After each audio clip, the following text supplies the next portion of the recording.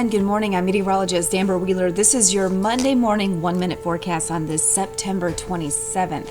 Highs today are back into the 90s. I say back into the 90s because it feels like we've seen the 90s quite a bit this year. What's unusual is to see the 90s at the end of September. We have before, but we don't typically do. So you can see here lots of really hot temperatures. You can thank a warm front that's been moving through. This will keep us hot today. And then what's going to happen is that we'll keep the heat as we head into Tuesday. Here's your precision cast, and then we'll cool on Wednesday. So for today, mostly sunny. Southerly winds do stay light as well, mostly southerly anyways.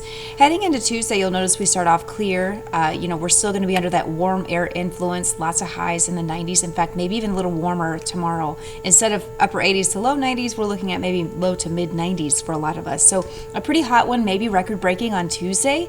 Heading into Wednesday, then we have the cold front that follows. Typically, when you have a warm front move through, you typically have a cold front that's going to follow it, and that's going to follow on Wednesday. You see here, the rain chances are going to be picking back up. They're not necessarily robust, but we certainly could see a few tenths of an inch from that front pushing through.